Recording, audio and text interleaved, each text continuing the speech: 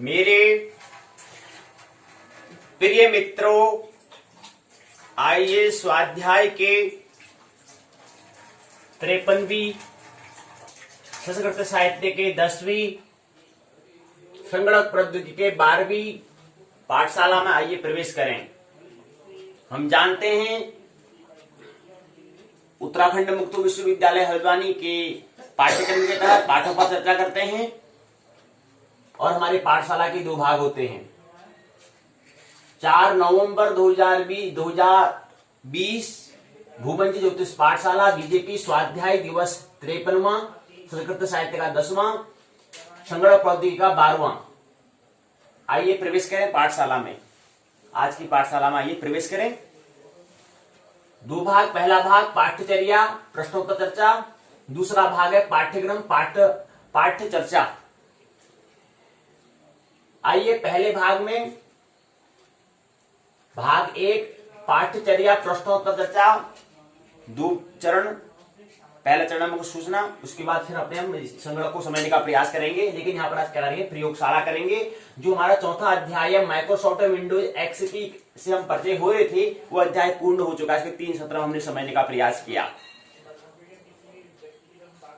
3 भाग जो थे, उन 3 जो सत्र थे उसमें 2 सत्र को लेने का प्रयास करेंगे और प्रयोगशाला के हिसाब पर, प्रयोग के आधार पर लेने का हम प्रयास करेंगे आज की पाठशाला में। और उससे पहले कुछ जानकारी है उसको लेंगे, उसके बाद इसको लेते हैं। उसके बाद फिर पाठशाला का दूसरा भाग पाठ्यक्रम जो है उसको समझने का प्रयास करेंगे। यहाँ पर हम संस्कृत साहित्य का संस्कृत लिटरेचर उसके अंतर्गत खंड 2 को समझने का हम प्रयास कर रहे हैं। द्वितीय इकाई को समझने का हम प्रयास करेंगे। द्वितीय इकाई को थोड़ा हमने संक्षिप्त में कल समझा, थोड़ा सा उसको और समझेंगे। उसके बाद तृतीय इकाई में प्रवेश करेंगे।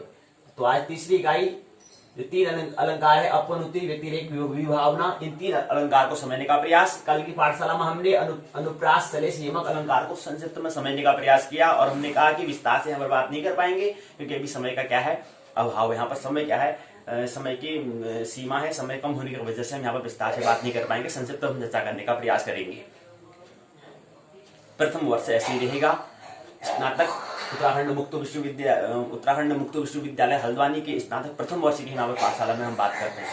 विषय ज्योतिष है, संस्कृत है, मनोविज्ञान है। उसके प्रथम वर्ष जो है उसमें हम संक्षिप्त में कर पाएंगे। द्वितीय वर्ष में थोड़ा हमको विस्तार से, तृतीय वर्ष में थोड़ा और विस्तार से समझने का हम प्रयास ऐसा करेंगे।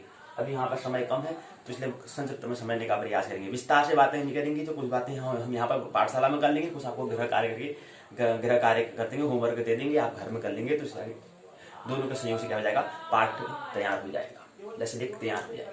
तो आइए बिना विलंबन करते हुए आज की पाठशाला को आगे बढ़ाएं और उसमें प्रवेश करें। तो सूचना क्या है, आइए पहले समझें।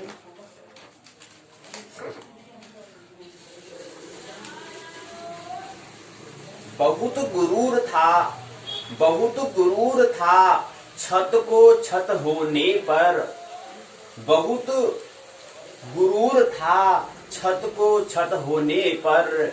एक मंजिल और बनी, एक मंजिल और बनी, छत फर्श हो गई, छत फर्श हो गई। बहुत गुरूर था, बहुत अभिमान था, कहने का मतलब है छत को छत होने पर एक मंजिल और बनी, छत फर्श हो गई। ये क्या है, शायरी है। क्या मतलब होता है इसको समझे, केवल शायरी को शायरी तरह नहीं लेना है। तो बहुत गुरूर था छत को छत होने पर, एक मंजिल और बनी, छत फर्श हो गई। ज्ञान को सूचना दूसरी, ये शायरी इसको चिंतन करें क्या संकेत से मिल रहा है। दूसरा सूचना है, भूल कर भी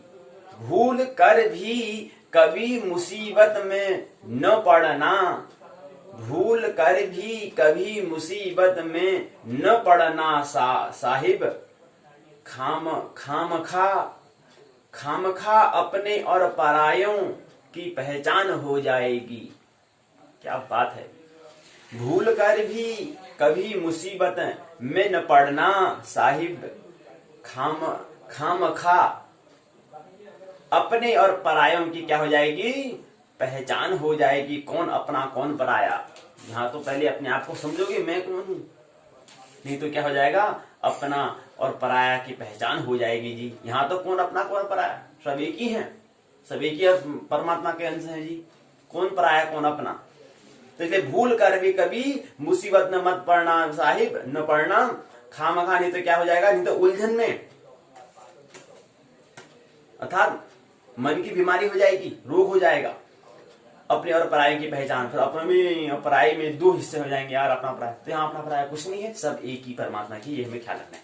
अगला आता है तीसरी सूचना है, युवक साहब 50 रुपए दे दो, कॉफी पीना है भाई जी, काफी पीनी है मेरे को। आदमी कहता है लेकिन काफी तो 25 रुपए की आती है जी, आप 50 रुपए काहे को मांग रहे हो। युवक कहता है साहब गर्लफ्रेंड को भी पिलानी है ना, 25 हुआ, गणित तो आती है आपको। हाँ आती है, तो एक मैं हूं, एक गर्लफ्रेंड है, उसको भी तो पिलाना है जी। अच्छा, आदमी कहता है तो भिखारी ने भी गर्लफ्रेंड बना ली है जी। तो युवक कहता है नहीं साहब, गर्लफ्रेंड ने भिखारी बना दिया है जी, गर्लफ्रेंड ने भिखारी बना दिया जी, ऐसा होता है जी। चलिए, एक सूत्र ये थी हमें समझने का प्रयास, एक सूत्र और लेते हैं, बहुत महत्वपूर्ण बात है, समझने का प्रयास हमें करना है। संगीत ध्यान का सुगमतम उपाय है। म्यूजिक जो है, संगीत जो है, वह ध्यान का क्या है, सुगमतम सरलतम उपाय है। जो संगीत में डूब सकता है, उन्हें डूबने के लिए और किसी दूसरी चीज की खोज करने की, सर्च करने की कोई भी आवश्यकता नहीं है। संगीत अद्भुत मादकता है जी, संगीत परम सूरा है जी। उसमें डूबते डूबते तुम्हारे विचार चले जाएंगे, तुम्हारा अहंकार चला जाएगा, तुम्हारा ईगो चले जाएगा, ऐसे आचार्य रजनीश कहते हैं जी। तो क्या बात कहते हैं कि संगीत ध्यान का सुगमतम उपाय है। मादकता मतलब हम अपनी, हमारी ऊर्जा, यहाँ पर ऊर्जा है, किसको हमें किस दिशा में हमें व्यय करना होता है, किस दिशा में लगाना होता है, ये हम अपना रास्ता, ट्रैक हमें पता होना चाहिए, पथ हमें पता होना चाहिए। नहीं तो कोई फिजूल गप्पा में करता है, कुछ कोई अपना काम ऊर्जा का क्या करता है, व्यय कर रहा है। लेकिन संगीत सुनने में या कोई अपने बोलने में लगा रहता हो, तो बोलने में वो थोड़ा लग तो रही है, ऊर्जा तो लगी रही है, लेकिन सृजन दिशा में नहीं हो रहा है, उसका विकास उसका वहां पर नहीं होगा। लेकिन संगीत में क्या होता है, हम उसमें सब संगीत सुनते हैं, उसमें हमारे क्या होता है, सुन रहे होते हैं, तो सुनने में हमारे उसमें क्या हो रहा है, हम अपना जो ऊर्जा है उसको सही दिशा में लगा रहे हैं। ऊर्ध्व ऊपर की ओर, सृजन दिशा की ओर, ऊर्ध्व दिशा की ओर हम लगा रहे होते हैं। तो संगीत सुनने से होता क्या है जी, म्यूजिक सुनने से, पहली बात, संगीत सुनने में कोई हमारा मस्तिष्क का भाग काम नहीं कर रहा होता है, ये बात पहली बात। दूसरी बात, हम जब संगीत सुनते हैं उस समय हमारा क्या है, मस्तिष्क का भाग, हमारा काम, शरीर का मस्तिष्क जो हम कह रहे हैं वो काम नहीं कर रहा होता है, थोड़ा हृदय की बात पर थोड़ा बात हो रही होती है। जो हम पढ़ते हैं वो मस्तिष्क पर जोर देते हैं, लेकिन यहाँ पर सुनने में क्या होता है, न मस्तिष्क में जोर होता है, न हृदय में जोर होता है, केवल क्या होता है, मौन जो होते हैं सुनना। तो इसलिए कहते हैं कि अध्ययन जो करने वाले विद्यार्थी हैं, उसको कुछ न कुछ, जब अध्ययन कर रहा है तो उसके बीच में कुछ न कुछ अंतराल लेने के बाद कुछ अलग हटके करना चाहिए। 40 मिनट का जो हमारा पाठशाला, जो हमारे विद्यालय में जो 40 मिनट का वादन बनाया जाता है, पीरियड बनाया जाता है, वो इसलिए बनाया जाता है कि 40 मिनट के बाद मध्य में इंटरवल, मध्याह्न अवकाश लो, उसके बाद फिर क्या करो, दूसरा कुछ और विषय को पढ़ो। क्यों लिया जाता है वो, कभी सोचा, कभी विचार किया? क्योंकि हमारा मन जो है 40 मिनट से ज्यादा फिर उस विषय को सुनने का आदि नहीं होता है जी, इसलिए। तो इसलिए हमें क्या करना है, संगीत दिए तो 5 मिनट का संगीत सुन लो। तो संगीत से क्या होता है, संगीत ध्यान का सुगमतम उपाय हो जाता है। संगीत में हमें डूबना चाहिए, उन्हें डूबने के लिए, और जो संगीत में डूब सकता है तो उसको और अन्य किसी दूसरी चीज की खोज करने की कोई आवश्यकता नहीं है। संगीत क्या है, अद्भुत मादकता है जी, मादकता। कोई शराब भी कर रहा है, कोई सिगरेट भी कर रहा है, कोई किसी कर रहा है, कोई उसकी मादकता है, कोई संगीत सुनने का मादक है, भाई एक ही है जी, कुछ ज्यादा नहीं है। एक जागरण की ओर ले जा रहा है, एक बेहोश की ओर, एक मूर्छा की ओर, एक अमूर्छा की ओर ले जा रहा है जी। तो इसलिए हमारे जो शौक होने चाहिए वो क्या होने चाहिए, हमको जगाने वाले होने चाहिए जी। हमारे हमको मौन करने वाले होने चाहिए। तो संगीत क्या है, हमको अद्भुत मादकता है। संगीत परम सूरा है जी, सूरा मतलब शराब है जी। उसमें हमें डूबते डूबते हमारे विचार चले जाते हैं, और इससे इसका परिणाम क्या होगा, इसका परिणाम होगा कि हम जब उसको सुनेंगे, उसमें डूब जाएंगे, तो डूबने डूबने से हमारे क्या होता है, विचार चले जाते हैं, और विचार निर्विचार ही हमारी चित्त अवस्था हो जाती है। और उस समय परमात्मा, उस घड़ी को हम आनंद की घड़ी कहते हैं। और आनंद मस्त जो हमारा चैतन्य, जो हमारा स्वभाव है, उस स्वभाव में जीते हैं। और हमारा इसकी जब हम संगीत सुन रहे होते हैं, उसमें हमारा अहंकार भी चला जाता है, ईगो, जो हम कह रहे हैं कि मध्य कड़ी जो होती है, कि हम कहते हैं कि हाँ मैं कर रहा हूँ, मैं सुन रहा हूँ, तो वो भी हमारे क्या विदा हो जाता है। और तो हमारा क्या होता है, निर्मल चित्त की अवस्था हो जाती है। ये सूत्र हमें समझना चाहिए। अगली सूचनाएं क्या है, प्रेम भी जरूरी है, ज्ञान भी जरूरी है, कहते हैं जी। अर्थात काव्य भी जरूरी है, और ज्ञान मतलब क्या है, विज्ञान भी जरूरी है, ऐसा हम बताते हैं। ब्रिटिश दार्शनिक हैं बर्ट्रैंड रसेल, कहते हैं जी, बर्ट्रैंड रसेल बताते हैं कि क्या है, प्रेम भी जरूरी है जी, ज्ञान भी जरूरी है जी। कोई भी विचार पूरी तरह मुक्त नहीं होता, और कोई अंकुश हमेशा काम करता है। जो देश खुद को उदार बनाते हैं, वे भी पूरी तरह उदार नहीं है।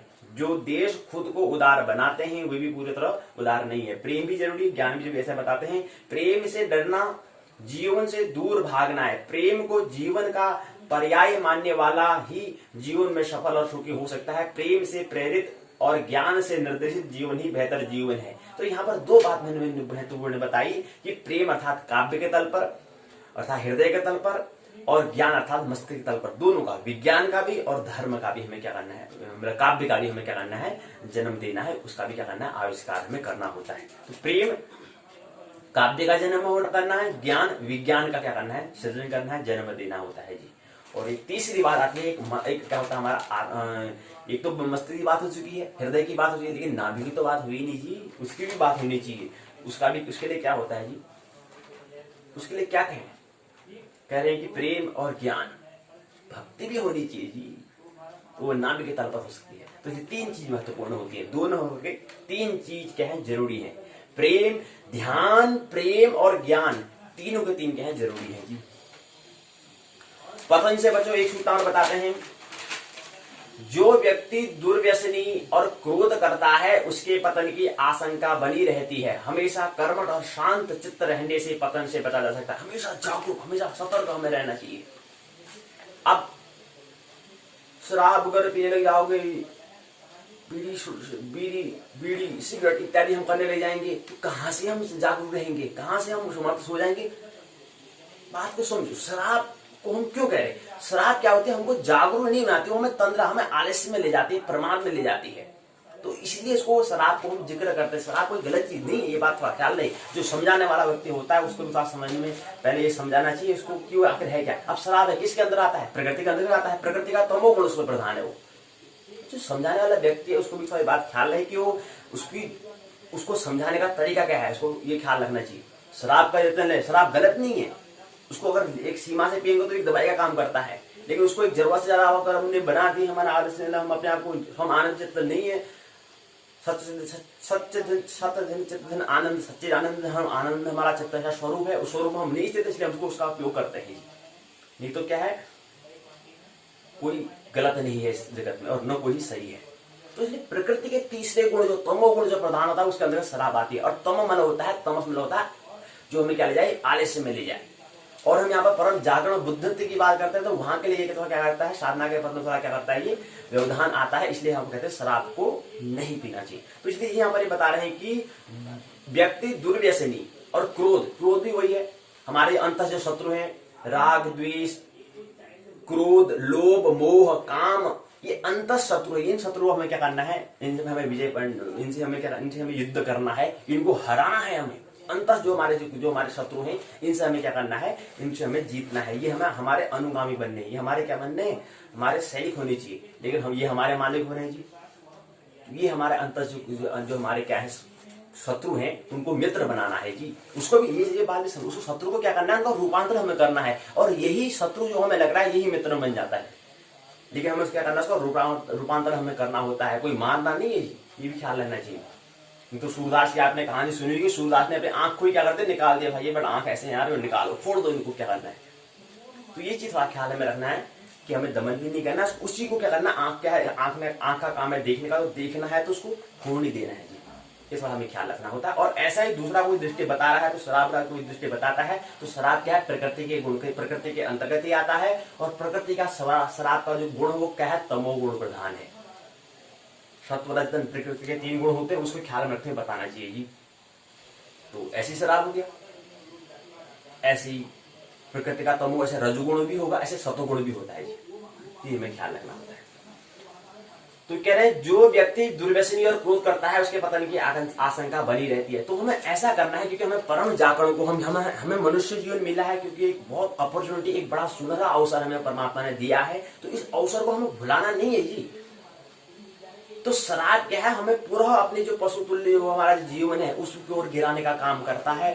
कोई भी वृक्ष, कोई भी व्यसन जो हो क्या करता है, हमें नहीं अपने जो हमारे जहां हम यात्रा करके आ चुके हैं वहीं को गिराने का काम करता है, अधोगमन की ओर ले जाता है। हमें थोड़ा आगे ऊर्ध्वगमन की ओर यात्रा करनी, वहां के लिए हमें ध्यान, प्रेम, भक्ति की आवश्यकता होती है जी। प्रेम, पूजा की हमें आवश्यकता होती है, वहां पर उसकी आवश्यकता होती है। यहाँ पर इसलिए हमें क्या करना है, और जो थोड़ा समझाना है इसको सही तरीके से समझाना चाहिए, कोई गलत नहीं है। और उसको क्या करना, थोड़ा रूपांतरण करना, उसको समझ, जब कोई बात को हम समझ जाते हैं, जब इसको जान लेते हैं, तो उससे क्या होता है कि हम मुक्ति हो जाती है।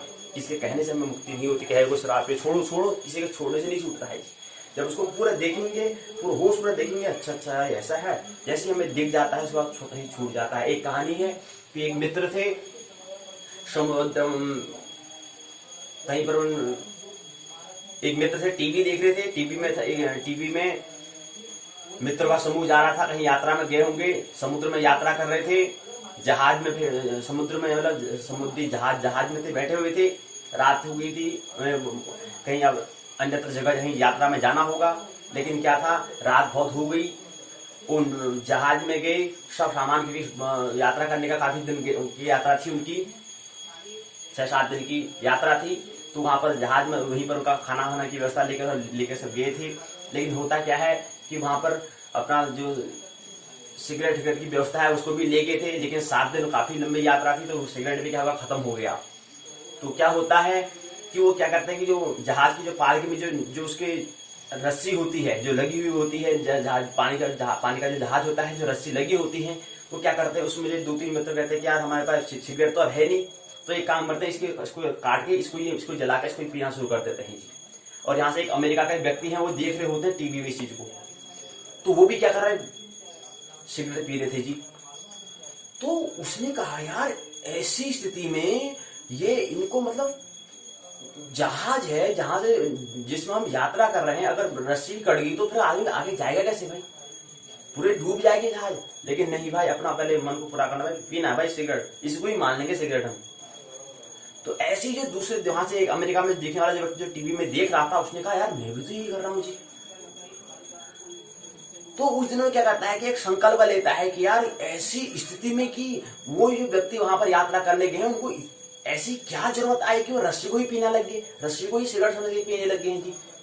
तो आज मैं भी संकल्प लेता हूं, उसने आधी सिगरेट पी थी, आधी सिगरेट को उसने टेबल पर रखा और कभी भी उसने उस सिगरेट को नहीं उठाया। उसने कहा अब इस सिगरेट को यहां से उठाऊंगा नहीं। तो तब जाके हमारे संकल्प से क्या हुआ, विल पावर से उसने उसकी सिगरेट स्वतः ही छूट गई। तो ऐसी स्थिति क्या आ जाती है कि जहाज की जो रस्सियां उसको पीना शुरू कर दिया। तो उसने उसके वहां से प्रेरणा ली, संकल्प लिया कि मैं भी यहां से सिगरेट को नहीं उठाऊंगा, मैं पहले इस बात को समझूंगा कि ऐसी स्थिति क्या आई कि उनको रस्सी को पीना पड़ा। उस स्थिति तब तक मेरे को समझ में आ जाएगी, जब तक समझ में नहीं आएगी तब तक मैं सिगरेट को यहाँ से टेबल जो आधी पी है इसको ऐसे रखा है तभी पीऊंगा। तो उसने कभी इसको पीने की आवश्यकता नहीं आई। तो उसको देख लिया ना इसमें क्या इसकी निरर्थकता है, तो उसको दृष्टि में नजर में आ गई, भाई बात समझ में आ गई। तो जो सिगरेट है उसका क्या हो गया, छूट गया, छोड़ना नहीं फिर छूट गया जी, छूट जाता है। यहाँ देखना चाहिए कि ऐसी स्थिति क्या है, तो छूट जाता है। तो ऐसे हमें ख्याल रखना है कि कोई भी चीज हमें, हमारे जो अंतस जगत के हमारे जो शत्रु हैं उनको भी हमें क्या करना है, दमन नहीं करना है, उनको भी क्या करना है, उनका भी रूपांतर में करना है जी। ऐसे ही अपना जो हमने अपने व्यसन हमने जो बना दिए उसको भी क्या करना है, हमें छोड़ना, नहीं, उसको होश पूर्वक काम हमें करना है।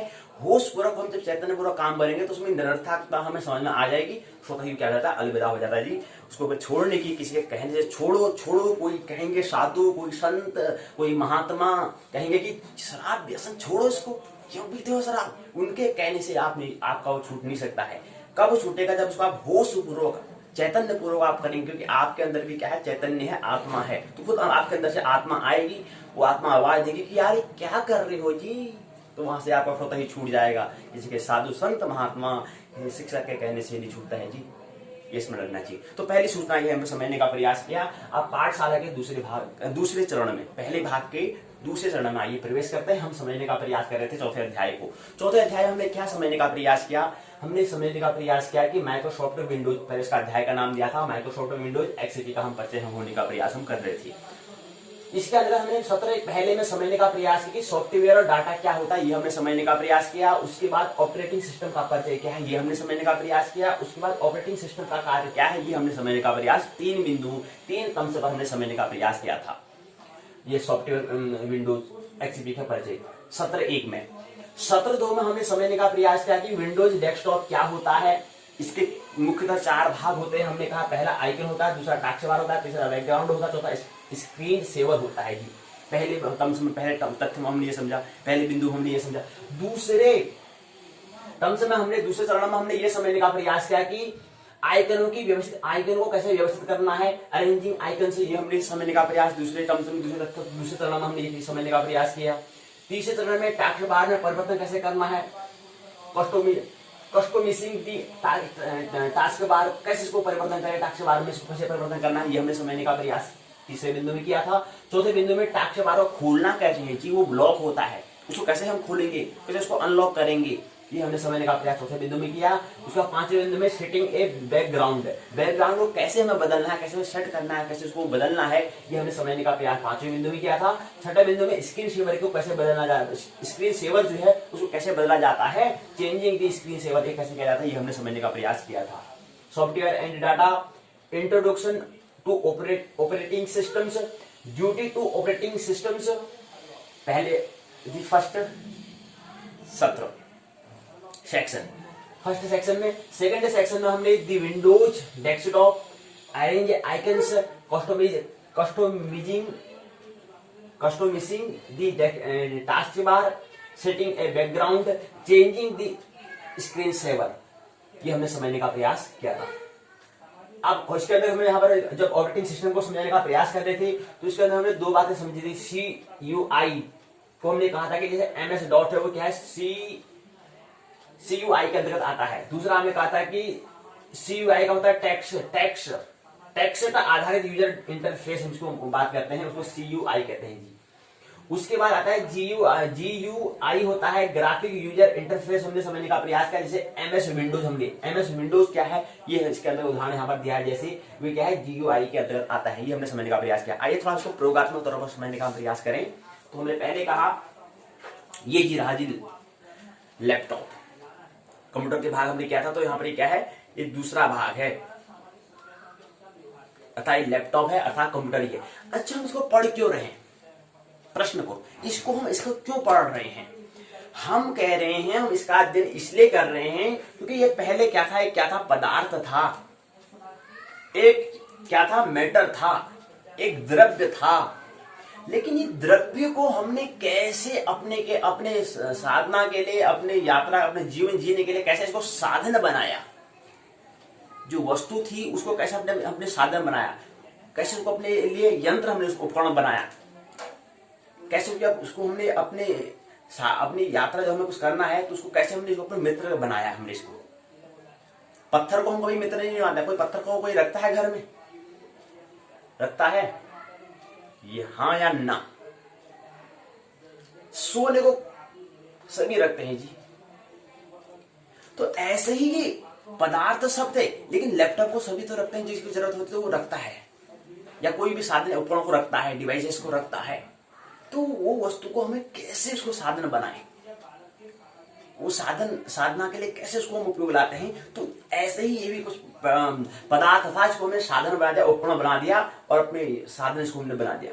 साधना के लिए साधक का रूप इसको बना रहे हैं। तो ये साधन है, एक उपकरण है, तो इसको जान रहे हैं कि कैसे बना, ये पदार्थ था, मैटर था, ये कैसे प्रोडक्ट में चेंज हो गया, कैसे ये वस्तु में, उत्पाद में कैसे परिवर्तन हुआ, और किसके द्वारा हुआ, और कैसे हुआ, और क्या है ये, क्या है, कैसे हुआ। इस प्रश्न को उत्तर खोजने का हम प्रयास कर रहे हैं, और इसके करने से हमें क्या परिणाम मिलेगा, क्या रिजल्ट मिलेगा, इसके बारे में कोई विचार किया। एक चीज, इस चीज को हम समझने का प्रयास करेंगे। चिंटू बात सुन ले। चिंटू पूछ रहा है कि इसका मतलब अंत परिणाम क्या होगा, मतलब कितने नंबर मिलेंगे। अरे नंबर नहीं मिलेंगे, इसका परिणाम बता रहा हूँ, नंबर मिल जाएंगे, कोई दिक्कत नहीं।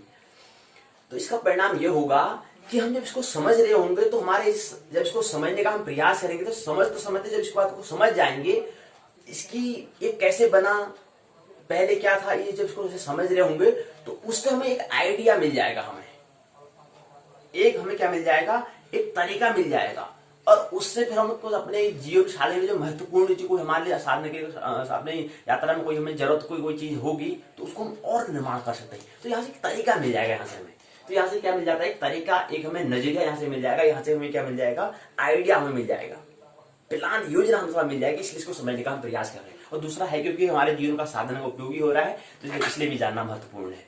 कर रहे हैं, ऐसे करने वाला भी नहीं होना है, इसलिए ये इसके बारे में हम पता होना चाहिए। इसलिए प्रौद्योगिकी, टेक्नोलॉजी उसी को ही कहते हैं, इसलिए इसको हम टेक्नोलॉजी के बारे में थोड़ा हमें ज्ञान होना चाहिए जी। तो ये रहा। अब इसमें क्या क्या नियम कह रहे हैं, उस नियम को फॉलो करते हुए इसको हम समझने का प्रयास करेंगे। यहाँ पर कहते हैं कि सॉफ्टवेयर और डाटा क्या है, इसको आप समझें। पहली बात इसमें कहते हैं कि कंप्यूटर केवल हार्डवेयर ही नहीं होता है जी, सॉफ्टवेयर भी होता है जी। हार्डवेयर मतलब क्या होता है, जो हार्ड मैंने बता दिया, जैसे ये क्या है, ये हार्ड है। सॉफ्ट मतलब होता है हार्ड, मतलब कठोर। कहते हैं क्या पत्थर का दिल है जी, वही हार्ड का हम लोग कर रहे हैं। ऐसे ही सॉफ्टवेयर भी होता है जी। क्या होता है, सॉफ्टवेयर भी होता है।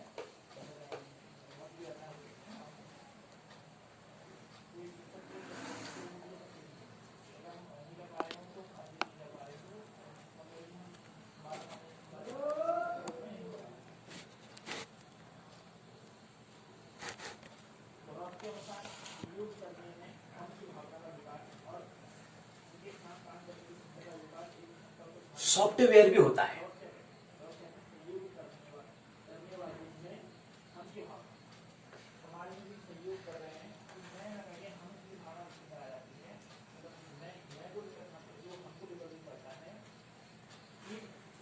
अब हार्डवेयर क्या है, सॉफ्टवेयर क्या है, आइए समझे। तो कंप्यूटर केवल हार्डवेयर नहीं होता, सॉफ्टवेयर भी होता है। कंप्यूटर कार्य करने के लिए समूह को निर्देशों को होता है, उसको प्रोग्राम कहता है। तो प्रोग्राम किसे कहते हैं, कंप्यूटर को कार्य करने के लिए एक समूह में निर्देशों की आवश्यकता होती है, इसको हम प्रोग्राम कहते हैं जी। दो भाग होते हैं सॉफ्टवेयर के, एक होता है सिस्टम सॉफ्टवेयर, एक होता है एप्लीकेशन सॉफ्टवेयर। दो क्या होते हैं, सॉफ्टवेयर होते हैं।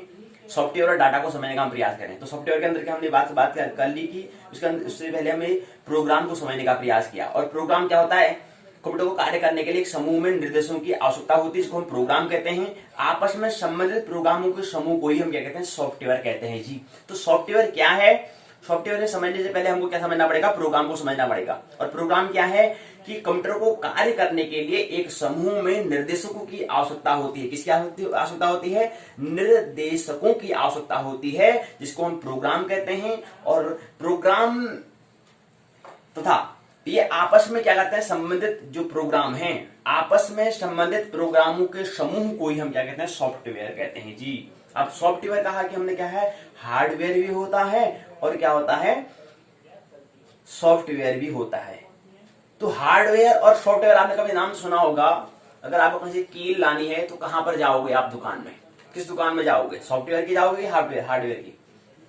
तो कहीं पर आपने नाम तो सुना है, चिंटू बड़ा मैंने नाम तो सुना है, कहीं दुकान में कहीं भूले बैठे किसी दिन शहर गया था मैं, तो वहां पर मेरी दुकान में देखा था हार्डवेयर का। अच्छा दुकान, अच्छा बोलिए उसी हार्डवेयर की बात हो रही है। नहीं, उसी हार्डवेयर के दूसरे भाई की बात हो रही है। दो भाई है ना, एक सॉफ्टवेयर है एक हार्डवेयर है, बात एक ही है, बात दोनों भाई है वो, लेकिन एक हार्ड है एक क्या है, सॉफ्ट है। ये बात हमें समझना है। अच्छा जी, तो इसलिए सॉफ्टवेयर को समझने से पहले हमें प्रोग्राम को समझना होता है। प्रोग्राम क्या होता है? एक समूह, कंप्यूटर को कार्य करने के लिए एक समूह में निर्देशों की आवश्यकता होती है, इसको प्रोग्राम कर देते हैं। और प्रोग्राम के समूह को ही हम क्या कहते हैं? सॉफ्टवेयर कहते हैं। और सॉफ्टवेयर क्या होते हैं? मुख्यतः दो भाग होते हैं सॉफ्टवेयर। हार्डवेयर अलग है, वेयर दो भाग होते हैं, एक सॉफ्ट और हार्ड। वेयर जो है दो भाग होते हैं, एक सॉफ्ट एक हार्ड। तो इसलिए वेयर है तो वेयर के दो भाग हो गए, सॉफ्टवेयर और हार्डवेयर दो हो गए, सॉफ्टवेयर और हार्डवेयर दो हो गए। अब हम सॉफ्टवेयर की बात करें तो सॉफ्टवेयर हमने समझ लिया क्या होता है। तो सॉफ्टवेयर के भी दो भाग होते हैं जी, एक सिस्टम सॉफ्टवेयर होता है, एक एप्लीकेशन सॉफ्टवेयर होता है जी। तो ये हमने समझने का प्रयास किया। अब सिस्टम सॉफ्टवेयर क्या होता है? जो सॉफ्टवेयर कंप्यूटर के सामान्य कार्य करते हैं उसको सिस्टम सॉफ्टवेयर कहते हैं। जो कंप्यूटर के सामान्य काम जो करेंगे उसको कहेंगे। ऐसे सॉफ्टवेयर को जो प्रयोग करता, ऐसे सॉफ्टवेयर जो प्रयोग करता जैसे कि अध्यापकों या विद्यार्थी द्वारा अपने कार्य के लिए प्रयोग किया जाता है। और दूसरा, और ये तो उन्होंने बताया था कि सॉफ्टवेयर होता है, और दूसरा होता है ऐसा सॉफ्टवेयर जो प्रयोग करता जैसे कि अध्यापक या विद्यार्थी द्वारा अपने कार्यों के लिए, या जो कोई विद्यार्थी है शोध करता है और लैपटॉप में कर लगा पड़ा है, वो जैसे कोई शिक्षक है उनको पढ़ाना है तो लेक्चर को तैयार कर रहे हैं, तो उसी में बना रहे हैं अपना वो कि कल क्या पढ़ाना सब तैयार कर रहे हैं, तो वो किसके अंतर्गत आता है? तो ऐसे कार्य के लिए जो प्रयोग किया जाता है वो एप्लीकेशन सॉफ्टवेयर आता है जी। अच्छा जी, जैसे कि पेंट एक एप्लीकेशन सॉफ्टवेयर है जी। तो ये हमने समझने का प्रयास किया। अपने कंप्यूटर पर एप्लीकेशन या प्रोग्राम की सहायता से डाटा बना सकते हैं, उसी को फिर हमने सॉफ्टवेयर समझ लिया, वो फिर आगे डाटा बन जाता है। ये समझना। ऑपरेटिंग सिस्टम का परिचय हमने समझने का प्रयास किया। ऑपरेटिंग सिस्टम एक ऐसा सॉफ्टवेयर होता है जो कंप्यूटर की कार्यप्रणाली को नियंत्रित और व्यवस्थित करता है। जैसे कि आप कंप्यूटर को स्टार्ट करते हैं, अब ये कंप्यूटर देखो, ये लैपटॉप है, ये हम कह रहे हैं ये लैपटॉप कंप्यूटर है कंप्यूटर ही है टेक्नोलॉजी प्रौद्योगिकी है, लेकिन ये क्या है? लैपटॉप है जी। और ये हमने क्या करा, इसको स्टार्ट करते हैं, ये स्टार्ट हो चुका है, ये कह रहे हैं ठीक है। जब आप इसको स्टार्ट करते हैं, यह कंप्यूटर के आंतरिक भाग है, रैम रोम और पेरिफेरल डिवाइस जैसे प्रिंटर और मॉनिटर को देखता है ये ठीक तरह से कार्य कर रहे हैं या नहीं। कौन करता है? ऑपरेटिंग सिस्टम पे काम करता है कि हाँ ये मॉनिटर जो अच्छा मॉनिटर शब्द आपने नाम सुना है, फिर चिंटू कह रहा है, चिंटू कह रहा है आपने भी तो मेरे को मॉनिटर बनाया है ना, कभी इतनी बात आपने नहीं की। एक क्लास में आपने देखा होगा मॉनिटर, आपने नाम सुना होगा, क्या होता है उसका मतलब? क्या वही मॉनिटर हो रहा है? चिंटू पूछ रहा है कि क्या वही मॉनिटर है? अच्छा जी, खुद सोच, प्रश्न करा, खुद विचार कर, क्या वही मॉनिटर है? नहीं है? अच्छा गुरुजी अभी करूंगा ना। गुरुजी आप मेरे से क्यों कहते हैं? और भी तो है, और से क्यों कहें यार, और प्रश्न करते हैं, और तो यहाँ पर है या नहीं बराबर ही है भाई।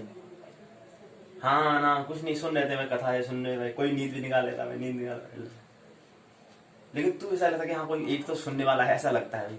वहां के हैं या नहीं बराबर ही लगते हैं।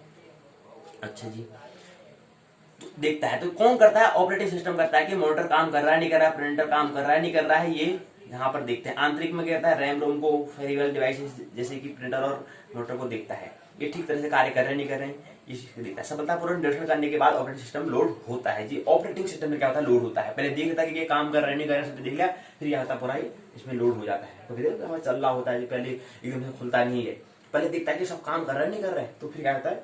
अपडेट होता है, फिर क्या हो जाता है? अपलोड हो जाता है जी। फिर लोड होता है, तब जाके काम फिर आगे बढ़ता है। ऑपरेटिंग सिस्टम को हमने बताया, बता रहे इसमें।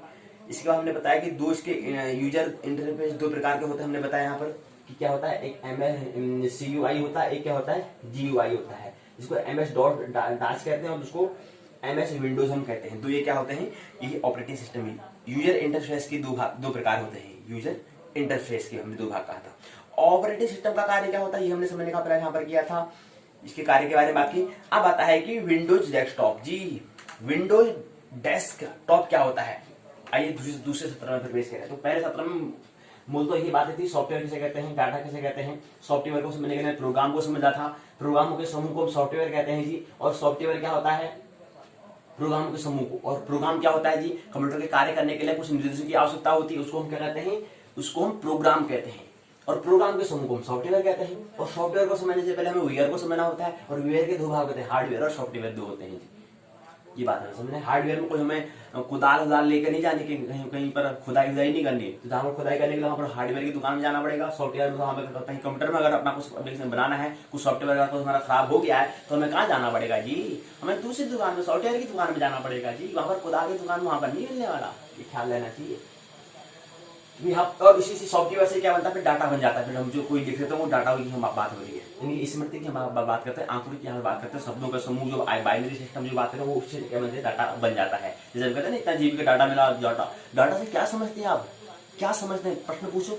डाटा कह रहे हैं इतना 1 GB डाटा खा भी देते हैं, पूरा खर्च भी कर देते हैं, पैसे भी देते हैं, महीने का लोग प्रतिदिन लोग वाईफाई लगा रहे हैं, डाटा खाते जा रहे हैं। आखिर डाटा होता है क्या है, ये किससे कहते हैं डाटा, कभी प्रश्न किया नहीं किया तो करो ना। तो ये डाटा कहते हैं, तो इससे डाटा बन जाता है। फिर आता है ऑपरेटिंग सिस्टम का परिचय हमें समझने का प्रयास किया। फिर ऑपरेटिंग सिस्टम के कार्य को हमने यहाँ पर 2 बातें हमने कर ली है। अब हम यहाँ पर सत्र 2 में दूसरे सत्र में ही प्रवेश कर रहे हैं। तो दूसरे सत्र में आप बात सुनने की बात है, जो प्रयोगात्मक करने की बातें हैं, विंडोज की हम यहाँ पर बात कर रहे हैं। तो ये देखो, ये आपको दिख रहा है, ये क्या है, विंडोज है। ये क्या है, विंडोज है। अभी क्या हो रहा है, इसी को हमें समझना है। ये आखिर टेक्नोलॉजी प्रौद्योगिकी होती क्या है, इसको समझ रहे हैं। तो पहले इसको समझ जाएंगे तो फिर थोड़ा हमें टेक्नोलॉजी को समझ में आएगा। अच्छा ऐसी होती है टेक्नोलॉजी, ऐसी होती है तकनीकी, हाँ ऐसी होती है, ऐसे हमें लगेगा। तो आप विंडोज डेस्कटॉप करें, डेस्कटॉप इसकी जो डेस्कटॉप हमने बता दिया, लेकिन क्या है, डेस्कटॉप नहीं है। यहाँ पर हमें क्या बोलना पड़ेगा, लैपटॉप बोलना पड़ेगा। तो विंडोज यहाँ पर अभी जो पुस्तक है इसमें डेस्कटॉप के बारे में रखा है कि जो मेज के ऊपर रखा जाता है उपकरण, उसकी बात कर रहे हैं। लेकिन ये हमें जो हमारा उपकरण क्या है, ये लैपटॉप है। इसको हम मेज पर नहीं, इसको तुम हाथ पर ही रख सकते हैं जी, इसलिए इसको लैपटॉप बोल रहे हैं। अब ये पुस्तक में डेस्कटॉप के माध्यम से समझाने का प्रयास कर रहे हैं, और हम प्रयास करेंगे इसको लैपटॉप पर समझाने का प्रयास करेंगे। जो समझने का प्रयास, उसके माध्यम से इसको समझने का प्रयास करेंगे। अब यहाँ पे डेस्कटॉप लिखा था, यहाँ पर लैपटॉप बोलना पड़ेगा। लैपटॉप स्क्रीन का, आप जो लैपटॉप बोल रहे थे सिर्फ डेस्कटॉप बोल रहे हैं, लैपटॉप बोलना पड़ेगा। लैपटॉप स्क्रीन का वह कार्य क्षेत्र होता है जिसमें windows, icon, menu, dialog box हमें दिखाई देते हैं। कंप्यूटर स्टार्ट करने के बाद आप लैपटॉप का प्रयोग कर सकते हैं। कंप्यूटर स्टार्ट करने के लिए क्या कर सकते हैं, लैपटॉप का आप उपयोग कर सकते हैं। थोड़ा भाषा का यहाँ पर अंतर होगा, क्योंकि वो ये डेस्कटॉप के भाषा से समझाने का प्रयास किया है, ये लैपटॉप के हिसाब से हम समझ रहे हैं। यहाँ से आप कंप्यूटर पर कार्य कर सकते हैं। लैपटॉप के कई भाग होते हैं जी, आइकन होता है, टास्क बार होता है, और बैकग्राउंड होता है, स्क्रीन सेवर होता है। अब आइकन क्या होता है जी, इसको समझिए। आइकन कहता है डेस्कटॉप पर जो छोटे छोटे चित्र में नाम, डेस्कटॉप पर जो छोटे छोटे चित्र नाम के हमें दिखाई देते हैं, उन्हें आइकन कहते हैं जी। ये दिखाई दे रहा है जी, यही है आइकन, छोटे छोटे नाम है, इनको आइकन कहते हैं जी। क्या कहते हैं, आइकन कहते हैं। तो लैपटॉप के विभिन्न भाग होते हैं। तो हम यहाँ पर डेस्कटॉप में हम कह रहे थे कि विभिन्न भाग होते हैं, यहाँ पर कहा था कि विंडोज डेस्कटॉप के विभिन्न भाग होते हैं। ऐसे यहाँ पर समय के कालांतर परिवर्तन होने के बाद यहाँ पर हम क्या बोल देंगे, यहाँ पर डेस्कटॉप नहीं बोलते, यहाँ पर लैपटॉप विंडोज लैपटॉप के भी क्या होते हैं, भाग होते हैं। Icon, task bar, background, screen saver होते हैं। तो आप ये आइकन क्या होता है इसको समझ रहे हैं, ठीक है। आइकन होता है कि लैपटॉप पर छोटे छोटे चित्र नाम के साथ जो दिखाई दे रहे हैं जी, ये दिखाई दे रहा है आपको, ये नाम दिखा है, न्यू माइक्रोसॉफ्ट लिखा है, और कुछ चित्र भी दिखाई दे रहा है। चिंटू दिखाई दे रहा है, हाँ गुरुजी दिखाई दे रहा है, लेकिन थोड़ा आप ना ऐसे ढक जा रहा है, ढक थोड़ा सा आप ऐसे दिखाओ ना, छिपाओ मत, उसको दिखाओ ना, अच्छे से दिखा रहे हैं, ठीक है। आप देखें यहाँ पर दिख रहा है नाम, यहाँ पर यहाँ पे लिखा है माइक्रोसॉफ्ट लिखा है, या आपको यहाँ पर चित्र दिखाई दे रहा है, हाँ गुरुजी थोड़ा थोड़ा दिख रहा है, थोड़ा थोड़ा दिख रहा है, अरे पूरा देखना, अच्छा दिख रहा है, देख लिया, हाँ देख लिया। अच्छा, तो आइकन में क्या करेंगे, छोटे छोटे चित्र होते हैं, उसमें नाम भी लिखा है, ये हमने समझाने का प्रयास यहाँ पर किया, वो यहाँ पर बताने का प्रयास कर रहे हैं।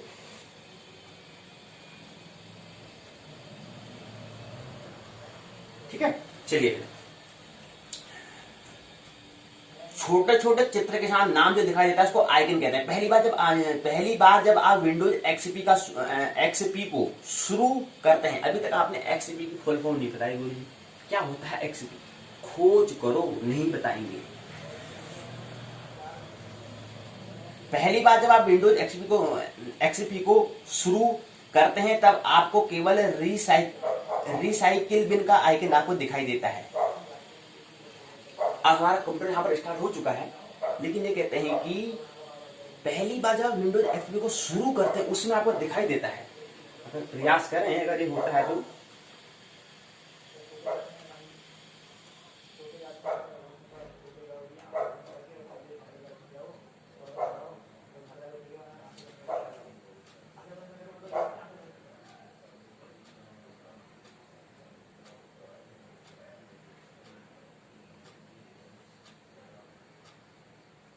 अब देखो ना सब स्टार्ट कर रहे हो तो इसको यहाँ पे ये देखो ना, पहले इसको समझो। अब देखो यहाँ पर 2 बटन हमको दिए हुए हैं। अब यहाँ पर मैं ये वाला बटन को दबाता हूँ तो क्या होगा, जब इस बटन को दबाता हूँ तो यहाँ पर एक ये सीरीज आ रही है, व्यू शॉर्ट बाई रिफ्रेश के यहाँ पर दिया हुआ है। तो इसको पहले रिफ्रेश कर लेते थोड़ी देर, ये काफी खोलने से पहले कुछ कर लेते ना, गड़बड़ ना करें यार, कोई विघ्न बाधा ना आए, तो निरंतर चल रहे जो हम काम कर रहे हैं वो चलता रहे, कोई विघ्न बाधा ना आए, इसलिए पहले इसको करते हैं रेफ्रेश कर लेते हैं। थोड़ा इसको साफ जैसा करता, कोई यहाँ पर बीच में कोई शत्रु आ रहा है, शत्रु को हटा देते हैं, इसको करते हैं रिफ्रेश कर लेते हैं, 2-3 बार रिफ्रेश कर लेते हैं इसको, ये कर लिया ताकि हमारा मस्त चले। बस कोई यहाँ पर शत्रु जो है हमको शत्रु को भगा रहे हैं, तो ये आ चुका है। अब इसको पहले क्या करें, इसको हम करते हैं, अब देखो यहाँ पर हम इसको Alt और F4 दबा रहे हैं तो क्या आता है, यहाँ पर लिख दिया है विंडोज 10 है। ये विंडोज कौन सा 10 है जी, विंडोज 10 चल रहा है ये अभी। और कहीं यहाँ पर पहले कभी विंडोज 1 भी रहा होगा, 10 भी, अब 10 पहुंच चुका है, अब कहाँ है 10 पहुंच चुका है। पहले कभी 1 होगा, फिर 2 होगा, 3 होगा, लेकिन संख्या अब 10 तक पहुंच चुकी है। आगे 12 भी, 30 भी, पता नहीं कितना होगा, वो आगे बढ़ता रहेगा। टेक्नोलॉजी जितनी आगे बढ़ेगी तो यहाँ पे 10 ही नहीं रहेगा, 11, 12, 13 भी हो सकता है, उसे घबराने की जरूरत नहीं है। तो जब इसको हमने Alt और F4 करा तो क्या दिखाई दिया, what do you want the computer to do, क्या करना चाह रहे हैं आप। यहाँ पर हम शट डाउन करना चाह रहे हैं जी, कर रहे हैं, नहीं करते हैं, कर देते हैं। एक चीज मैं समझाने की बात, ये हमने क्या करते इसको बंद कर दिया, हमने बंद कर दिया आइकन। तो आइकन कैसे कहते हैं ये हमने समझने का प्रयास किया। तो जब कह रहे हैं कि आप पहली बार लैपटॉप पर जब आप पहली बार खोलते हैं तो वहां पर आपको केवल रीसाइकिल लिखने का आइकन हमें दिखाई देता है जी। उसके बाद फिर क्या होता है, लैपटॉप में इसलिए प्रत्येक आइकन छोटे छोटे चित्रों से प्रदर्शित होते हैं, जो फाइल या फोल्डर या प्रोग्राम को प्रदर्शित करते हैं जी। प्रत्येक चित्र के नीचे आइकन का नाम लिखा होता है, कौन सा आइकन कौन सा क्या करके ये हमें दिखाई देता है।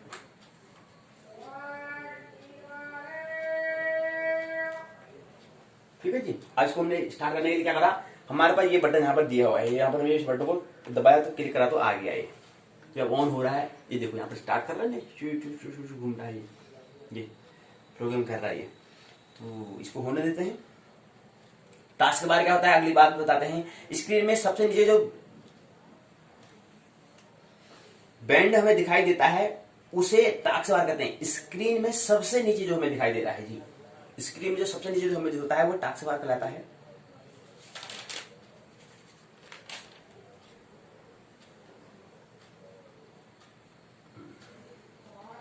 सबसे नीचे जो दिखाई दे रहा है वो क्या है, एक्चुअली में समझे उसे हम टास्क बार कहते हैं। टास्क बार के बाईं तरफ स्टार्ट मेन्यू होता है, तो ये होता है जी। ठीक है, तो हमने ये समझने का प्रयास किया। इसमें बैकग्राउंड होता है टास्क बार के नीचे,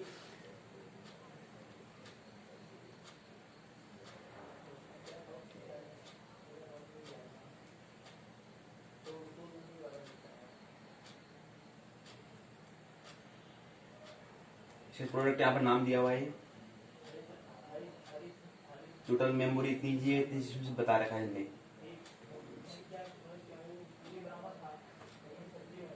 ठीक है, तो यहाँ पर बता रहा है नहीं क्या है, इसमें ये बताने का प्रयास यहाँ पर किया है। अब ज्यादा विस्तार से हम बात यहाँ पर नहीं कर पा रहे क्योंकि समय कम है, यही चीज हमें देखना होता है। लेकिन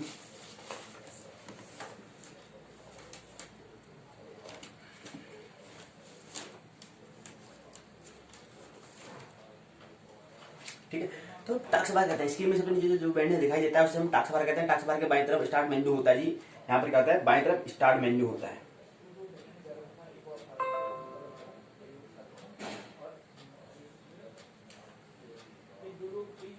स्टार्ट मेन्यू होता है बाईं तरफ।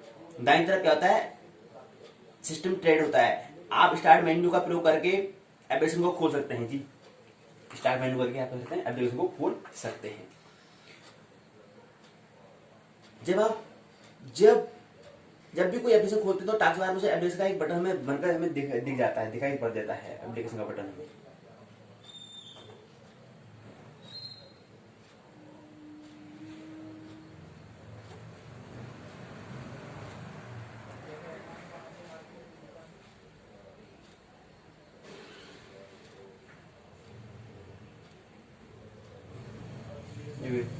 लार्ज आइकन यहाँ पर दिया है, व्यू दिया रखा है, लार्ज आइकन दे रखा है, मीडियम आइकन से दे रखा है, स्मॉल आइकन से हमें दे रखा है। तो आइकन के बारे में बता रहे हैं इसमें कौन सा आइकन आपको चाहिए करके। चलो ठीक है, इसको कल और हम कल इसको समझने का प्रयास करते हैं, क्योंकि भी विस्तार से बात नहीं हो पा रही है।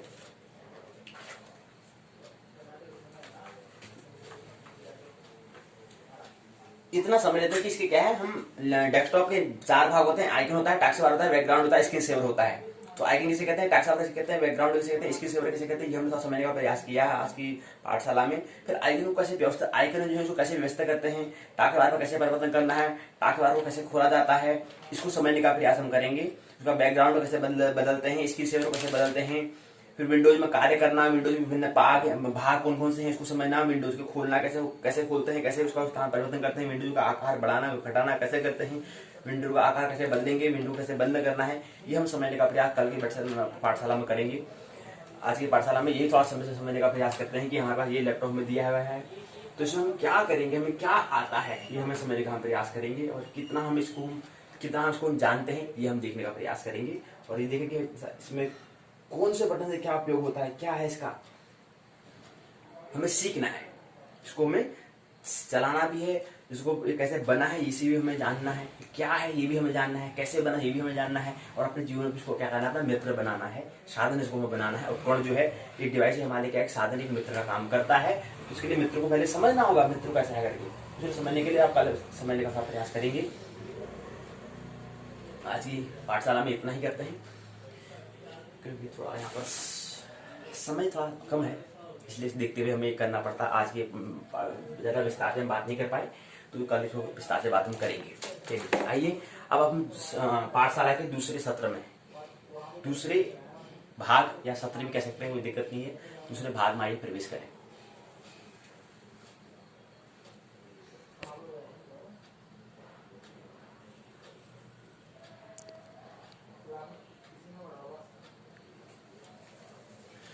दूसरा भाग है नाटक अलंकार छंद, हम इसको समझने का प्रयास कर रहे हैं। तो हमने नाटक उत्तराखंड मुक्त विश्वविद्यालय स्नातक प्रथम वर्ष के प्रथम प्रश्न पत्र विषय संस्कृत साहित्य का 10वां दिवस है। भाग 2 पाठ्यक्रम पाठ्य चर्चा, पाठों पर हम चर्चा कर रहे हैं, डिस्कस करेंगे।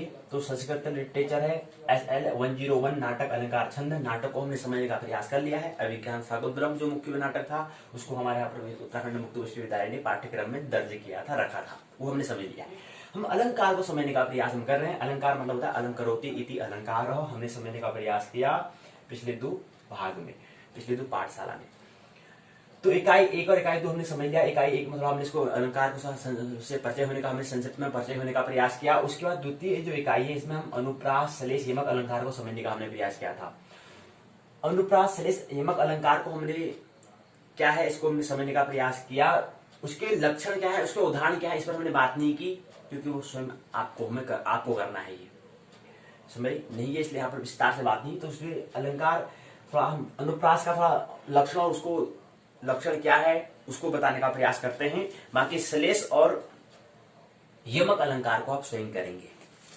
तो अनुप्रास अलंकार का लक्षण क्या है, लक्षण उसका एक ही है कि क्या है वो, वर्ण साम्य मनुप्रास, मनुधन उपरास। तो क्या है उसका वर्ण, जहां पर वर्ण क्या होंगे, साम्य होंगे, नदी नदी होंगे, वो इसका क्या है लक्षण है। उदाहरण बताते हैं, उदाहरण के लिए यहाँ पर सूत्र दिया हुआ है, आदाय वकुल गंधानंधिवी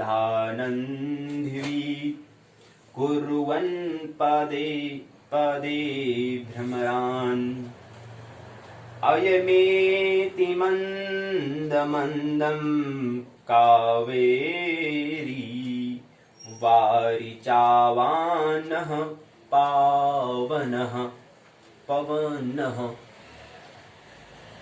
इस सूत्र में क्या है, ये अनुप्रास अनुपधन रास का क्या है मनोरम उदाहरण है। यहां पर लिखा है गंधानंदी में संयुक्त व्यंजनों की क्या है, व्यंजनों की, कावेरी वारी में असंयुक्त व्यंजनों की, तथा पावनः पवनः में अन्य अनेक वर्णों की आवृत्ति होती है, पुनरावृत्ति होती है, इसलिए क्या है अनुप्रास क्या है उदाहरण, अनुप्रास का उदाहरण है। और यहाँ पर बताया कि वर्ण साम्य साम्य मनुप्रास क्या है, ये इसका लक्षण है, इसका ढंग क्या है। अनुप्रास अलंकार का ढंग इसका यही है कि वर्ण साम्य यहाँ पर होंगे, और उसका उदाहरण क्या है वो हमने बताने का प्रयास यहाँ पर किया। इसी प्रकार से शेष श्लेष यमक अलंकार के लक्षण उदाहरण क्या है हमें स्वयं करना होगा, यहाँ पर पाठशाला में इसका जिक्र नहीं होगा। तो आइए हम थोड़ा यहाँ पर हमने कल बात हमने करी ली है कि ये थोड़ा हमने यहाँ पे जब अनुप्रास को समझ रहे थे, इसके अंदर हमने समझा था कि 5 भाग इसके होते हैं। पहला छेका अनुप्रास होता है, अनुप्रास दूसरा होता है वृत्तिनुप्रयास होता है, तीसरा लाटानुप्रयास होता है, चौथा स्फुटान प्रयास होता है, स्फुटान प्रास होता है, पांचवा अर्थानुप्रास होता है। ये हमने समझने का प्रयास किया था। अनुप्रास में श्लेष के 3 होते हैं, खंड, भंग और अर्थ क्या होते हैं, श्लेष होते हैं। ये हमने समझने का प्रयास किया। यमक के लक्षण उदाहरण क्या है ये हमें कल थोड़ा देखने का प्रयास किया। नहीं देखा तो खुद देख सकते हैं। चंद्रालोक पंचम युग के में आप देख सकते हैं। जयदेव की जो जयदेव ने जो किताब लिखी है, जो कृति का नाम, जो पुस्तक का नाम है चंद्रालोक है। चंद्रालोक के पंचम युग में आप देख सकते हैं, 5वें अध्याय में आप देख सकते हैं वहां पर।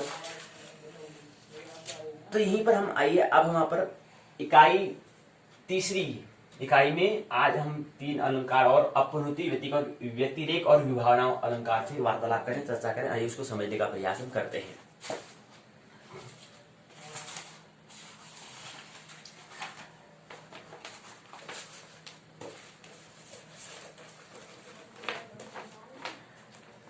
अपनुति, व्यतिरेक, विभावना। रूपे का प्रस्तावना, उद्देश्य, अपनुति अलंकार। इसके अपनुति अलंकार के अंदर 3 अलंकार आते हैं जी। परिस्तापहुनुति, भ्रांता, छेका, ये 3 क्या होते हैं, अपनुति अलंकार के आते हैं। परिस्त, भ्रांत, छेका। फिर दूसरा है व्यतिरिक अलंकार के लक्षण और उदाहरण बताने हैं। विभावना अलंकार के भी लक्षण और उदाहरण हमें बताने होते हैं। हमने कहा था कोई भी अलंकार है उसमें मुख्य क्या बात आती है, लक्षण और उदाहरण बताओ। एक सूत्र है उसका क्या लक्षण होता है, क्या उसका ढंग होता है, उस अलंकार का कौन सा ढंग होता है। जैसे हमने बताया यहाँ पर कि अनुप्रास का ढंग क्या होता है, वर्ण साम्य, उसका क्या होता है, ढंग होता है वर्ण साम्य। मनुप्रास क्या होता है उसका, मन क्या होता है उसका, क्या होता है, मन प्रास, मनोधन उपरास। यहाँ पर वर्ण साम्य मन धन उपरास, तो क्या बन जाता है, यहां से अ और अ से उ बन जाता है। तो यहाँ पर वर्ण साम्य मनुप्रास बन जाता है। तो इसका ढंग क्या है ये हमने समझने का प्रयास यहाँ पर किया है। इसका ढंग क्या है, इसका ढंग जो अनुप्रास है अलंकार का ढंग ये है। ऐसे ही अन्य अलंकार जो है श्लेष का है, यमक का, उनका ढंग क्या है, उनका लक्षण क्या है, ये हमें समझने का प्रयास हमें करना होगा। ऐसे यहाँ पर भी मुख्य लक्षण और ढंग पूछते हैं। और किसे कहते हैं ये हमें नहीं भी पूछा है तो मुख्य ये होता है, लेकिन पता होना चाहिए कि किसको कहते हैं अनुप्रास, किसको कहते हैं श्लेष, किसको कहते हैं यमक, उसकी परिभाषा क्या होती है, ये भी हमें आना चाहिए। लेकिन मुख्य बात क्या होती है, लक्षण और उदाहरण हमें बताओ। इसे व्यतिरेक पूछा है, लक्षण उदाहरण बताया है। विभावना अलंकार का भी लक्षण उदाहरण पूछा है। सारांश शब्दावली अभ्यास प्रश्न का उत्तर दिए हैं, संदर्भ ग्रंथ सूची दी हुई है, अन्य उपयोगी ग्रंथ यहाँ पर दिए हैं, निबंधात्मक प्रश्न यहाँ पर दिया गया है। एक प्रश्न पूछा है कि कह रहे हैं कि क्या है व्यतिरेक अलंकार किसे कहते हैं जी, परिभाषा बताओ और उदाहरण स्पष्ट भी करना है। छोटा प्रश्न पूछा गया है जी। प्रस्तावना है, इससे पहले अनुप्रास यमक श्लेष को हमने समझ लिया है। वर्णों या वर्ण समूह का अलंकारिक प्रयोग काव्य में कैसे चमत्कार उत्पन्न करता है। वर्ण विशेष या शब्द विशेष की पुनरावृत्ति या भिन्न भिन्न अर्थावबोध उत्पन्न करने वाले शब्द या पदों का प्रयोग ध्वन्य धन आत्मकता उत्पन्न करता है, जो काव्य सौंदर्य में क्या करता है, बढ़ाता है, उसकी वृद्धि करता है। अतः हृदय के तल पर काव्य में होता है, हृदय के तल पर क्या होती है, बातें भाती है। उद्देश्य यहाँ पर दिए हैं 5 उद्देश्य। अपहनुति अलंकार क्या होता है, अपहनुति अलंकार होता है कि अपहनुति का मतलब होता है छिपाना। जिस काव्य में असत्य बात को स्थापित करने के लिए सत्य बात निषेध किया जाए वह अपहनुति अलंकार होता है। यहाँ पर हमने दिया, यहाँ पर हमको दिया गया है अतथ्यमारोपतिथुम तथ्यापास्ते अपहनुति नामं सुधांशुः क्यं तरहि यो व्योमंगांग सरोरुहम्। ऊपर के उदाहरण से हृदयंगम करने पर यह स्पष्ट होता है कि यहाँ का गोवर्ण करके असत्य बात को स्थापित किया गया है। श्लोक के उत्तरार्ध में यह सुधांशु नहीं है तो फिर कौन है? यहाँ आकाश गंगा में खिला हुआ कमल है। यहाँ सत्य वस्तु चंद्रमा में, असत्य वस्तु आकाश गंगा के कमल का आरोप करने के लिए चंद्रमा का ही यहाँ पर निषेध किया गया है। इसलिए कौन सा अलंकार है जी? अपहनुति अलंकार है जी। ये बात हमें रखना चाहिए। ध्यान रखने वाली बात है कि अपहनुति में सत्य वस्तु का निषेध कवि का कल्पना द्वारा होता है, अर्थात यह कवि प्रसूत है, न कि वास्तविक अपहनुति से मिलता जुलता अलंकार व्याजोक्ति है। व्याजोक्ति में उपमेय का नाम लिए बिना उसे छिपाने के लिए उपमान का कथन किया जाता है, जबकि अपहनुति में उपमेय का नाम लेकर उसका निषेध किया जाता है। तो ये बात हम समझें।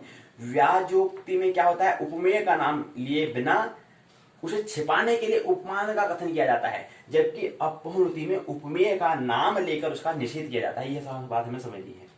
बस तीन यहाँ पर उसके वहां पर बताया कि अपहनुति अलंकार के तीन भाग होते हैं। अपहनुति अलंकार कहा कौन सा?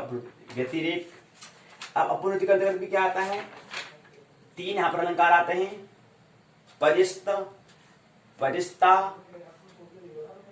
परिस्ताप, भ्रांता और छेका। ये तीन इसके अंदर होते हैं। वही यहाँ पर समझाने का प्रयास यहाँ पर किया गया है। पहले में ये, दूसरे में ये और तीसरे में छेका अनुपत्ति बता रखा है।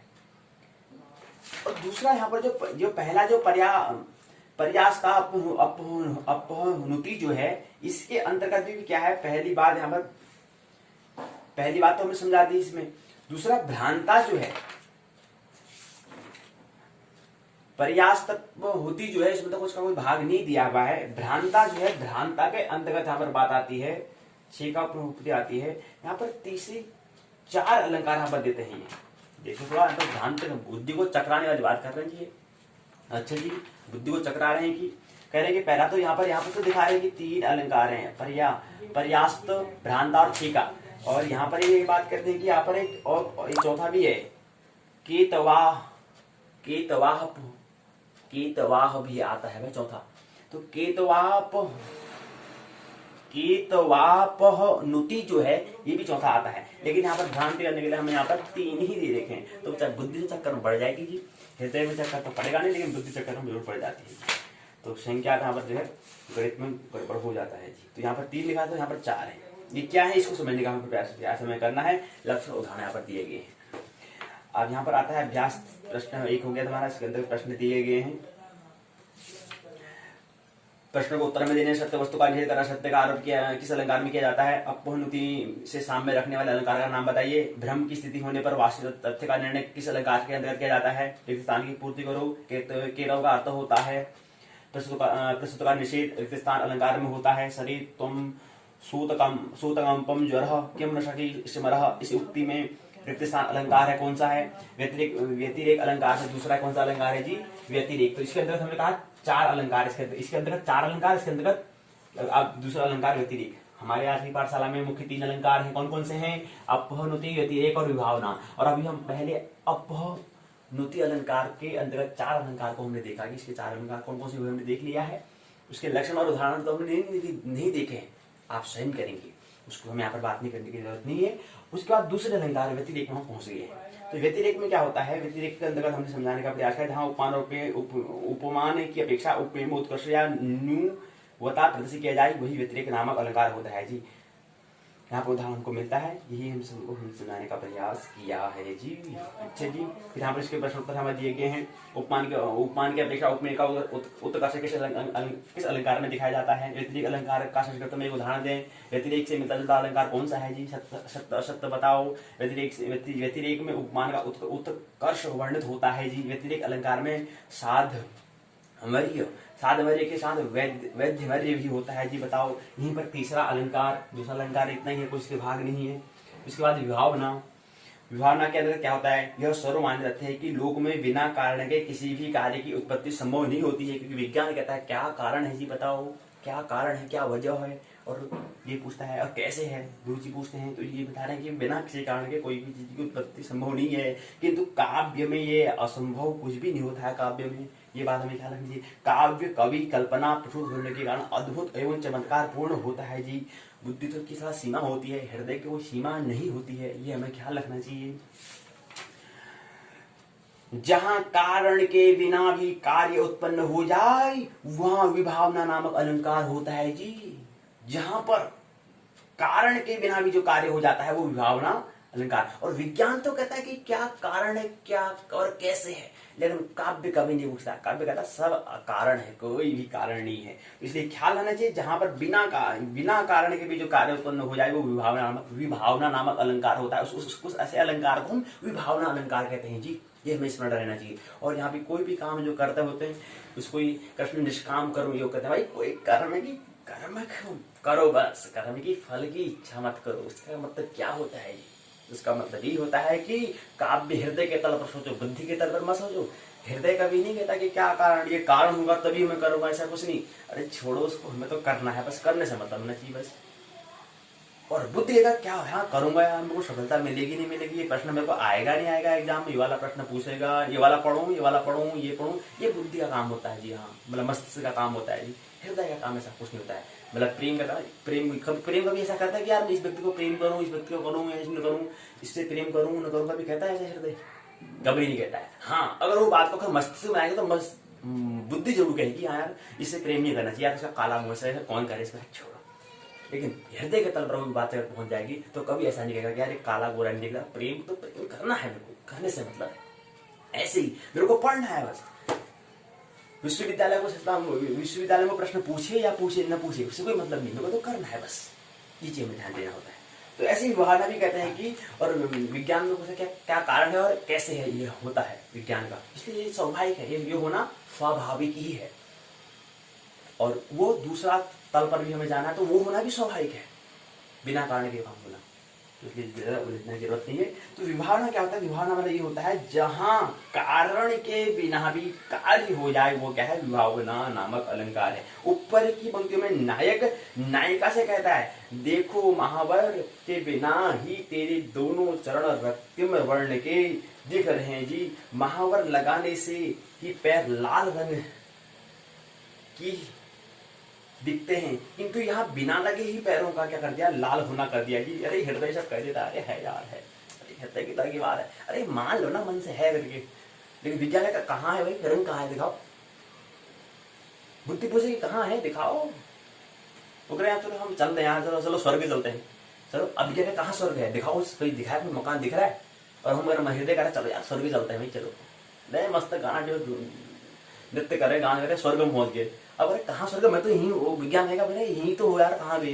लेकिन हृदय से कह रहे हम स्वर्ग में पहुंचे, क्योंकि बहुत बड़ा आनंद आ रहा है, जैसे स्वर्ग में अप्सराएं नृत्य करते हैं वैसे ही बड़ा आनंद आ रहा है, तो हृदय की तरफ बातें हो जाती है। और विज्ञान कह रहे तुम तो यहीं पर थे, कहाँ कहीं तुम कमरे से बाहर गए नहीं, कह रहे कि स्वर्ग चले गए हैं। 1 किलोमीटर भी यात्रा नहीं कर रहे, मुश्किल से 100 मीटर भी या 200 मीटर भी यात्रा नहीं कर रहे, वो भी करी तो ऐसे ही घूम घूम के कर ली बस भैया, मुश्किल से यात्रा नहीं करी, कह रहे स्वर्ग पहुंच गए। तो विज्ञान में ऐसा नहीं होता, लेकिन हृदय में हो जाता है, ये हमें ख्याल रखना होता है। तो ये यहाँ पर बात है, विभावना का मतलब होता है कि विभावयति कारणार्थम कल्पयति विभावना, अर्थात जहां प्रसिद्ध कारणों के अतिरिक्त किसी अन्य विद मित्र बताते हैं, बताने दो।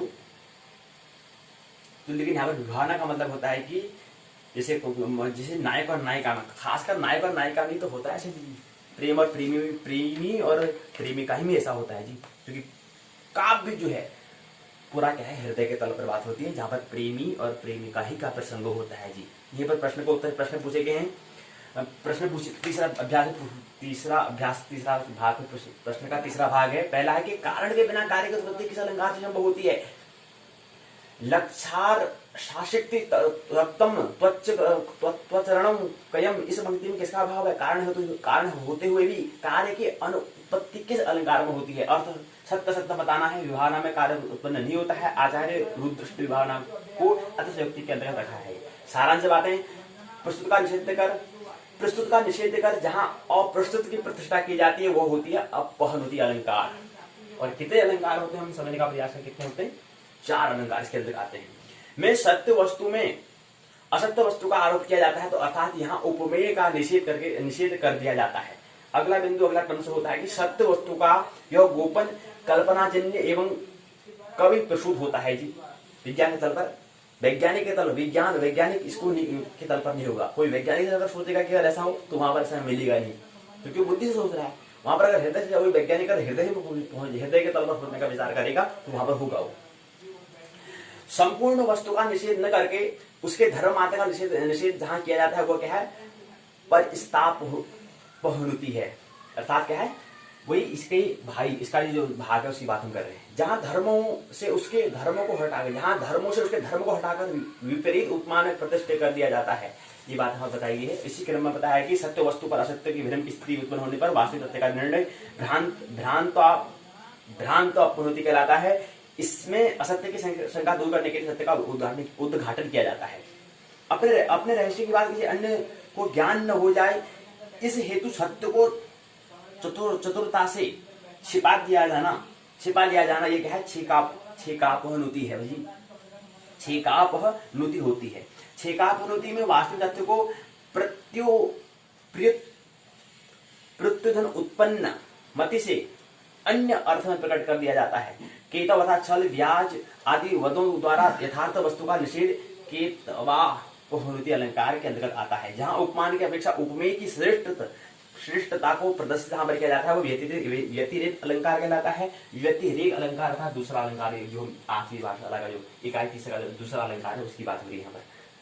तीसरा है, अगला बिंदु है, उपमेय में उपमान की अपेक्षा न्यूनता को भी व्यतिरेक के अंतर्गत रखा जाता है, किंतु अधिकांश काव्य शास्त्री इसमें सहमत नहीं है। जिसे काव्यता में कारण के बिना ही कार्य की उत्पत्ति प्रदर्शित किया जाए वो विभावना अलंकार होता है। विभावना में लोक प्रसिद्ध कारण अनुपस्थित रहता है जी। शब्दावली अपहनुति मतलब गोपनीय करना, गोपित करना और छिपाना, पर्यस्त हटाना, अन्य स्तंभ आरोपित करना। ये प्रश्न यहाँ पर उत्तर दिए गए हैं। इसी क्रम में संदर्भ ग्रंथ सूची दी हुई है, अन्य उपयोगी ग्रंथ यहाँ पर दिए गए हैं।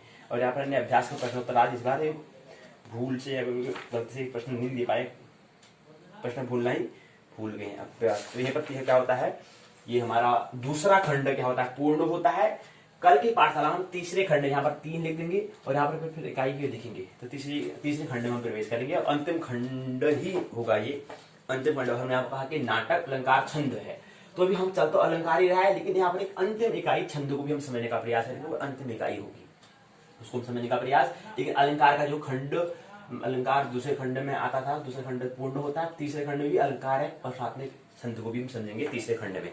तो कल की पाठशाला हम तृतीय खंड में प्रवेश करेंगे और कुछ जो महत्वपूर्ण बात है यहाँ पर सूत्र, हम लक्षण, जो सूत्र पर बात, यहाँ पर जो सूत्र है उसमें हम बात यहाँ पर नहीं कर रहे हैं और नहीं उसका लक्षण बता रहे हैं, नहीं उसका उदाहरण बता रहे हैं। समय का कमी, समय को देखते हुए इसलिए यहाँ पर उसकी बात हम नहीं कर रहे हैं। तो अगर समय होता तो जम के करते और बड़ा मस्त अच्छे हम यहाँ पर वार्तालाप करते, विस्तार से बात करते, लेकिन समय का अभाव होने का यहाँ पर उसको नहीं प्रसारित कर पा रहे, नहीं व्यक्त कर पा रहे, नहीं समझाने का प्रयास कर रहे। तो मेरी बातों को मानने की नहीं, जानने की, आनंद महोत्सव पूर्वक जीवन जीने की आवश्यकता है जी। मेरी बातों कहते प्रेम पूर्वक शांति पूर्वक सुना, बहुत बहुत अनुग्रहित हूँ। अंत में सबके भीतर बैठे हुए परमात्मा को प्रणाम करता हूँ। मेरा प्रणाम स्वीकार करें।